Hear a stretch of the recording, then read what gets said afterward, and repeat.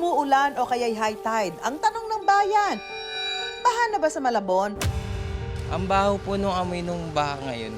Lagi po. Ganto po yung amoy, tapos ganto din po kadumi yung tubig. Pero ang sigaw ng mga residente, there's more to Malabon. Dahil sa lungsod na ito, bumabahari ng mga pagkaing hit na hit for all seasons.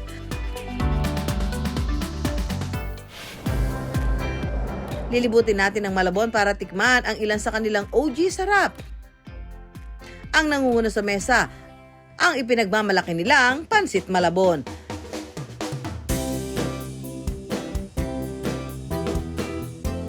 Panghimagas o merienda baka mo. Meron ka kaning proudly made in Malabon. Ang sarap. Ang makulay na sapin-sapin at ang level up na kasaba cupcake. Ayan! Oh, yung mga nakikita natin kasaba usually malalaking ganyan. Ito, para good for one. Kakaiba rin ang turon sa Malabon, ang hugis, patsulok. At ang lamang saging sa loob, may di pang karaniwan pang katandem. Sakay naman ng bangka, babaybayin ni Empoy ang Navotas River para hanapin ang isa sa pinakamatandang paggawaan ng siopaw sa Malabon. So ayun pala yung pagbabastong pala. Pero Nay, bakit niyo po ginaganyan? Hindi naman po niya kayo inaano.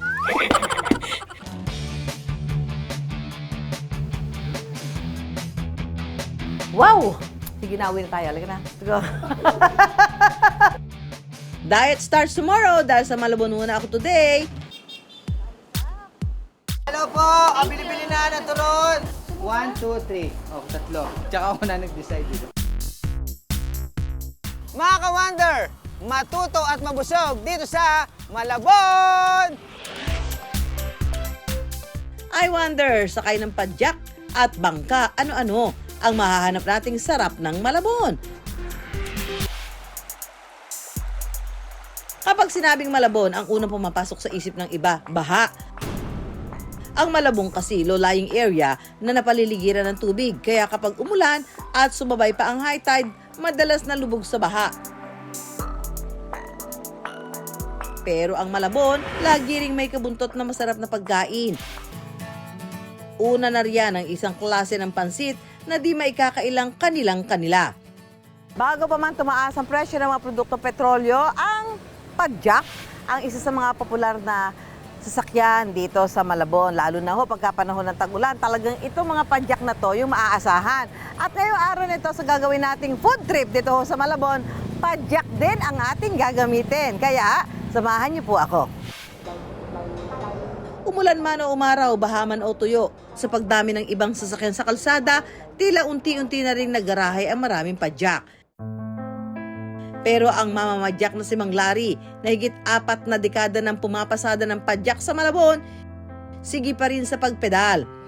Talagang may nana kaming mga tricycle kasi mas binibigyan ng attention na ng mga pasahero dahil madaling sakyan sila, mababa, di ba? Kesa sa tricycle, ganon. Mas mas nila napapansin kesa sa padyak. Pasahero, for the day muna tayo ni Mang Larry para hanapin ang ilang pagkaing malabong mawala sa Malabon. Una siyempre sa ating menu, ang Pansit Malabon. Sa dami ng klase ng pansit dito sa atin, namumukod tangi ang Pansit Malabon. Gawa sa makakapal na noodles, may makulay at malinamnam na sarsa, at kung ano-ano pang sangkap na pangdagdag sarap. Ang pinagmulan kasi ng Pansit Malabon ay ang labong mismo. Wala pa kasing rice noodles noon eh. Nung nag-evolve na yan ng unti-unti, nagkaroon siya ng rice noodles which is walang sauce. Eventually, habang tumatagal ang panahon, nagkaroon na ng sarsa ang Pansit Malabon. Ang isa sa pinakamatagal na gumagawa ng Pansit Malabon sa Malabon, ang pamilya nila Josephine. Higit 1 siglo o 100 taon na nilang binubusog sa pansit ang mga taga Malabon. Ang sarap daw ng kanilang pansit, walang pagbabago mula noon hanggang ngayon. Hindi naman siya ganun kaalat, pero masarap naman. Kakaiba po, medyo creamy po to, malinamnam po. Okay, isa sa mga sikreto para tumagal ang pansit malabon, unang-una yung dedication mo. Kasi yung bawat ingredients nito ay kumbaga masasabi nating labor of love. And then kapag wala ka nito, parang hindi magiging successful yung kung ano man yung balak mo na. Hindi lang naman sa pansit malabon, kahit na sa anong potahe. Sa tagal nila naghahain ng pansit malabon, pati mga kilalang personalidad dumayo na rin sa kanilang kainan, tulad ni Iya Villania Arellano at ang 1940s movie actress na si Carmen Rosales. Sa dami ng nagluluto at nagtitinda ng pansit malabon sa Malabon, sa ilang sangkap na lang sila nagkakatalo.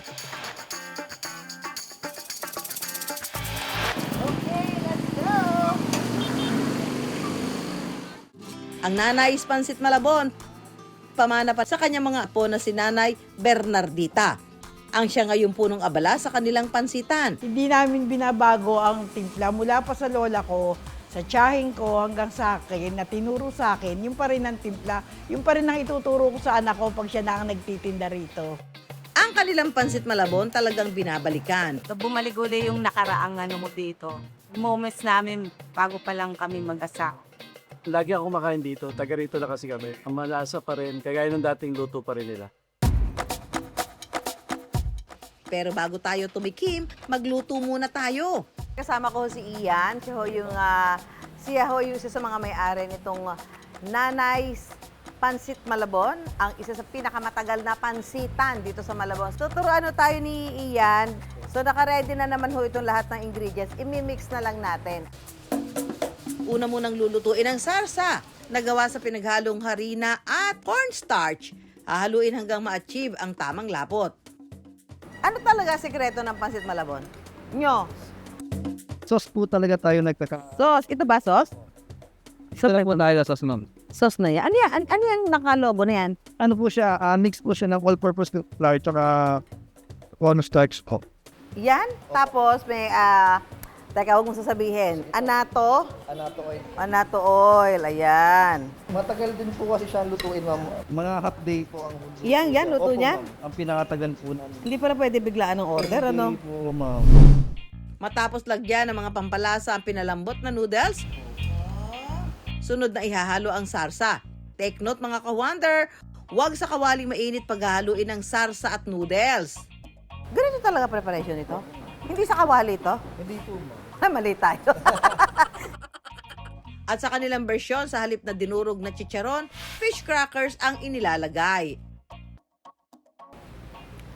Tropek nga. Dadagdag din po siya ng flavor sa pancit. Sundan nyo na yung mga ginagawa namin para makagawa kayo ng masarap na Pansit Malabon. Ba't lumalapot? Dahil po siya sa Cropek. Sa Cropek? Po, ma'am. Na-absorb po na yung sauce ng mantika po. Kanina madaling haluin, ngayon kumukunat, ano? Ay, ganun pala. Oo nga, kumukunat. Ang galing! Add more toppings!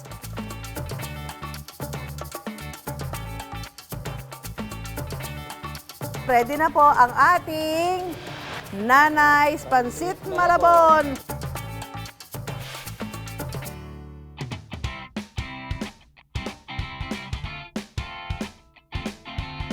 Wala ka nang hahanapin pa sa lasa, yung sa noodles. Alam mo, pag nakakain mo yung paborito mong pagkain, tapos tama yung lasa, talaga naman, para ka tumama sa loto. Ito, kompleto. May tinapa. Meron pala siyang cropek. Ngayon ko lang nalaman. Okay. Kaya pala ang sarap ng kanila. Hiya lang, ano? Pero parang kaya kong ubusin to, di ba? Sarap. Pagkatapos natin masogbu sa linamnam ng Pansit Malabon, time for sweets naman mga ka-wonder. Isa sa mga hindi dapat palampasin kapag nasa Malabon, kakanin. Sino ba namang hindi nakakatikim sa sarap ng kakaning Malabon tulad ng sapin-sapin? Pero ang bila-bilaang goodies na proudly made in Malabon, bukod sa sapin-sapin, may kasama pang ibang kakanin. Halos mag-100 taon na rin ang tindahang ito ng kakanin sa Malabon. Nagsimula ito noong dekada 30. Dati lang po daw yan silang nagtitinda sa palengke. Naglalako daw po ng mga palitaw. Hanggang sa naisipan po ng may-ari talaga po ng Dolores na mag-improve po. I-improve po nila yung ano nila. Then nag-made po siya ng kakanin. Then naglagay po sa bilao. Then dinagsa po siya ng tao. Na hanggang ngayon, tinatangkilik po ng mga tao. Ito ay Kasama cake po. kasaba cake. Ayan. Oh, yung mga nakikita natin kasaba usually malalaking ganyan. Ito, para good for one. Yun natin sa table. Ang sikat na kakanina, kasaba, o giniling na kamoting kahoy na may sangkap na gata at mga pampalasa, may solo-solong packaging na parang cupcake. Sabi nila, kailangan itry natin yung bago nila. Itong kasaba cupcake. Ayan. Wow, ang lambot. Tingnan natin kung anong lasa nito. Parang may ano siya. May gatas. Ano ba? May gatas po talaga. Pero syempre, di pwedeng mawala sa uusisain ko kung paano ginagawa yung makulay na bilao ng sapin-sapin. Ito tayo sa Dolores. Original Dolores. Alin ang naiba? Dito, bakit yellow? Kalamay mais po. Aha, so, ang ube ay ube. Kalamay ubi po. Ito, Kamuting kahoy. alam nyo na ngayon, ha? Kutsinta, kulay red. Ito, biko. Opo. Ito, Sapin-sapin. matagal ko nang tanong yan bakit iba-iba kulay Yun pala yun.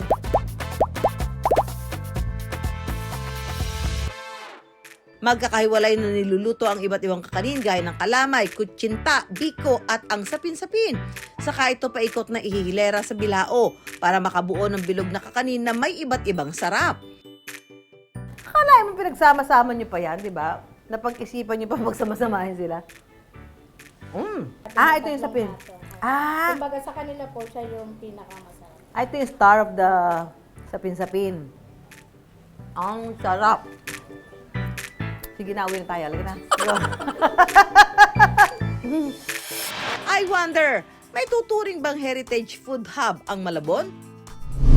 Di tulad ng mga kilalang makabagong food destination sa bansa ngayon, sa Malabon matitikman pa rin ang mga pagkaing nagsimula sa hapagkainan ng pamilya at kalaunay ipinatikim sa iba at naging negosyo.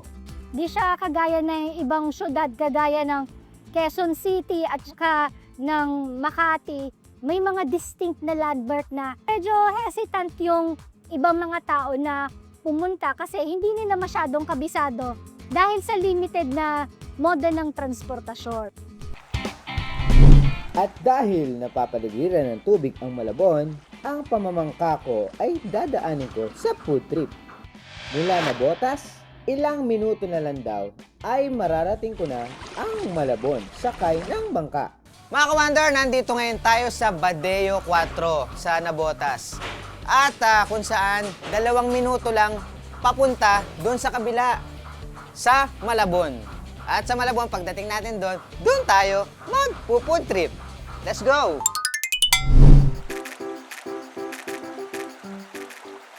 Pagkatapos ng maiksing boat ride, Let's go mga ka-Wonder! Food trip pa na sa Malabon!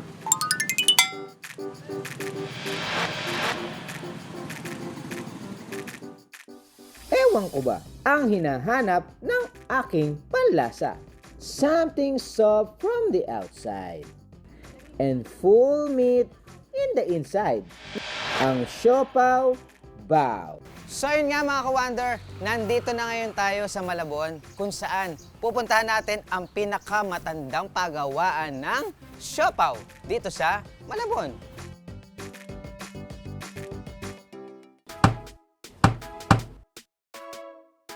Halos 50 taon nang gumagawa ng siopaw si Kuya Bistek at Nanay Digna.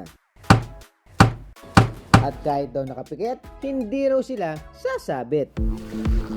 Nilagay na po natin yung pinakulong pandan natin. Nakahalo na po yung dry ingredients nun.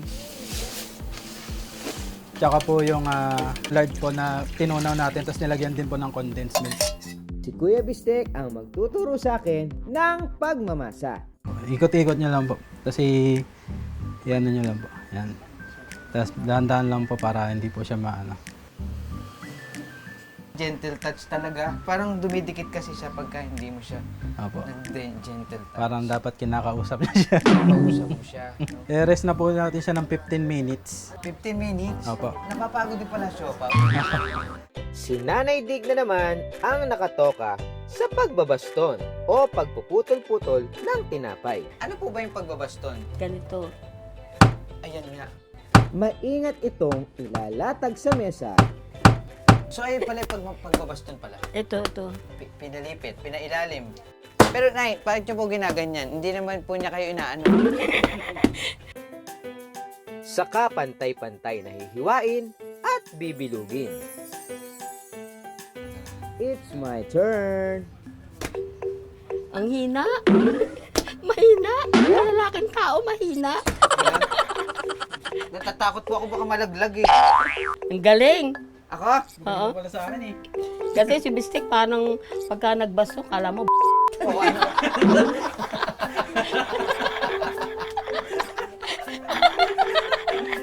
Uy, magpahiwa kayo na maayos ha.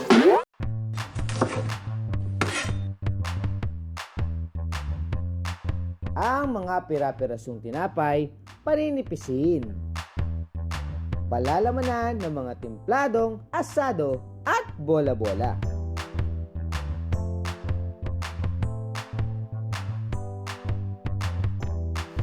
At pasisipin sa katamtamang apoy sa loob ng 10 minuto.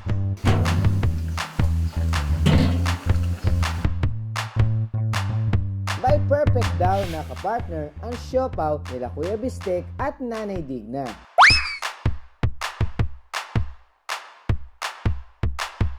Alright mga ka-wonder, 3 hakbang lang. Mula sa siopawan, punta naman tayo sa pinakamasarap na pansitan dito sa Malabon. 1978 nang itinayo ang Valerianos Eatery sa Malabon ng 5 magkakapatid na babae. Dito dinidiretso ang mga nilutong siopaw. Wait, sa mga nagrereklamo dyan, pansit na naman! Pansit na naman! Ibang klaseng pansit daw ang the best na i-partner sa siopaw. Ang pansit Mickey Bihon. Kasama natin ngayon si Ate Bel at tuturuan tayong magluto ng masarap na pansit. Mga ka-wonder, dapat may konting oil. Yes, as yung garlic natin. Lagyan na natin, ha? Takot ka ba matalsikan? Masisira ang tutis mo. Oh, masusunugan tayo ng garlic niya. Masusunog ang kailangan garlic.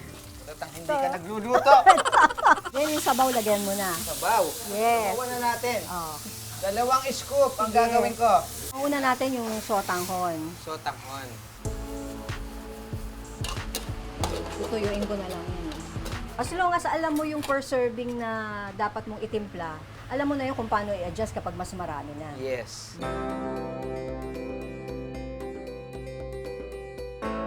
Ang kasunod ng luto, kundi tikiman time. Pero hindi kumpleto yan kung walang partner na siopaw. Oh, yun na! Yes, ito yung bola-bola, ito yung asado. Wow, parang may lipstick.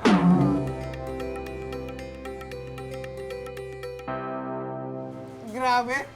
Grabe lasa. Masarap nga. Parang luto ng nanay mo. Lutong bahay na pansit. Oh, na may Pagmamahal.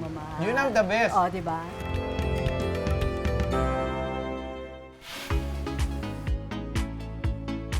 Ang pansit siopaw combo sa kainang ito binabalik-balikan ng kanilang mga suki.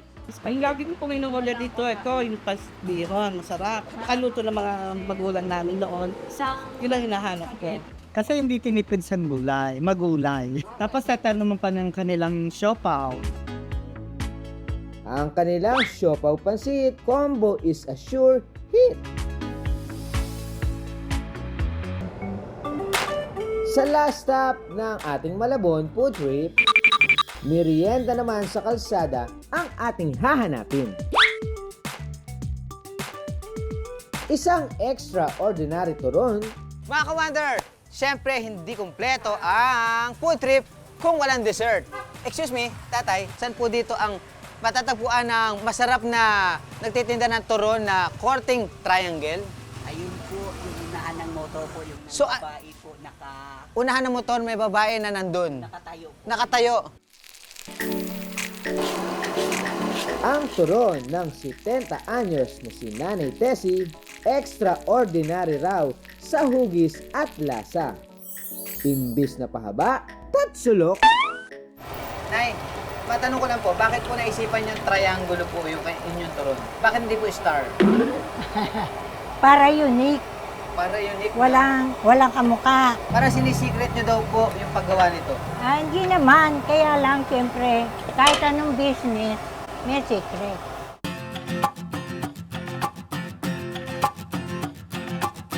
Sa kumukulong mantika, ilulubog ang binalot ng saging at pinipig.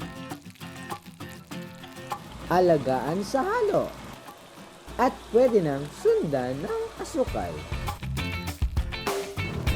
Extraordinary nga ang turon ni Nanay Tessie. Ang Valencia Triangulo. Ang aking special mission for today. Pinipili na ng turon, triangulo turon, ang kaya napakasarap, napakatamis at napakalutong. Naku, Empoy, mukhang marami-rami pa yung tinda ni nanay, ha? Nanay, ito ba ba yan? Don't you worry, Mami Sue and Nanay Tessie. Gandang araw, turon kayo, turon. Kuya, turon kayo. Masarap yung turon. 30 pesos lang, masarap, masarap. One for you, kuya. Ate, turon. Ate, yan. Mas masarap ngayon to. Ayan, atay. Salamat guys, thank you. Ito na ang cash ni nanay. Mission success! Sa ibang bansa, may mga katulad din na merienda ang Valencia Triangulo, tulad ng pisang goreng ng Indonesia at kluay tod ng Thailand. Pritong saging na may malutong na coating at toppings. Ang paggamit ng mga sangkap na saging at bigas, simpleng teknik para garantisadong mabusog. I wonder, sa susunod na umulan ng malakas o kaya'y mag-high tide, matatakot o mag-aatubili ka pa bang sumugod pa rin sa Malabon? Para sampulan ng kanilang mga pambatong pagkain? Parang luto ng nanay mo. Lutong bahay. Madalas kasi, yung tunay na masasarap, kailangan mo ng paghirapan para malasap. Ang sarap. Pero, kung garantisado ang lasa gaya ng mga pagkaing Malabon, harangan man ng sibat o baha, hahamakin ang lahat, matikman lamang. Mga ka-Wonder, kung may mga topic po kayo na gusto pag-usapan, mag-email lang po kayo sa iwondergtv@gmail.com. Ako po si Susan Enriquez. At i-follow niyo po ang aming social media accounts na I Wonder. Ako po ulit si Empoy Marquez. At ang mga tanong ni Juan, bibigyan namin ng kasagutan dito lang sa I Wonder! Kasagutan, I Wonder!